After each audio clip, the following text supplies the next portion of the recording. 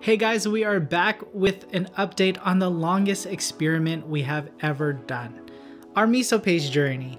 So it is the 6-month mark of our miso paste journey, and it's about time to see what state it is in. So strap yourselves in, because this could either be really, really good, or it could come crashing down on us, and the last 6 months would have been a complete waste. But before we dive in, for all of those who are new here, this is Adventures of Carlienne, and we are all about pursuing our passions and living our life to the fullest. And if you are also about living a very full life and living your dream today, hit the bell, hit the subscribe, and join our adventure. So you're probably asking why we're checking this again when we checked it at the 3-month mark, which you can see that whole process in the video in the corner, that little thing that pops up. So click it there. We'll also link it in the description.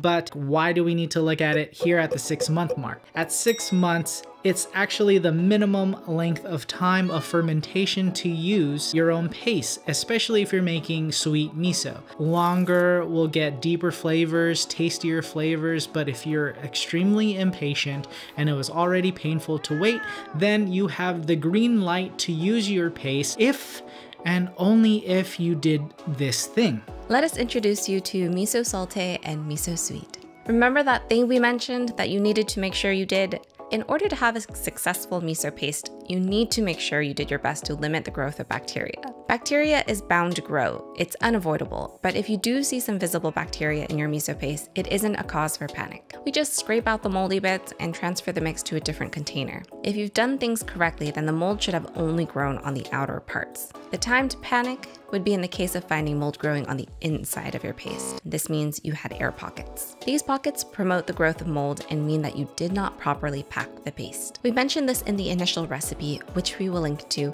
but it's important, so we'll go over it again. To decrease the chances of crazy mold growth, we make sure to wipe the inside of our container with alcohol like vodka or however you want to sterilize the container. The second thing we do to minimize the contact with air is to form miso balls and throw it down into the container with force to expel any air and firmly pack it down. We then sprinkle more sea salt on the smooth top surface and weigh the mix down with at least 20 to 30% of total weight of the miso. With all of that, you are ready to store your miso back in its cool, dark cave for another 6 months to form a deeper flavor. If you want to use a little of your miso paste, just set some aside and then properly repack the rest for further fermentation. That is our 6-month check. So if you loved how healthy and how great our miso looked, give us a thumbs like. But wait, there's more. We're not done yet. We want to share our favorite ways of using miso in our dishes, and you'll get that on the next video that we post about miso. Don't forget to click subscribe, hit the bell, and be part of our adventure. So until next time, guys, bye.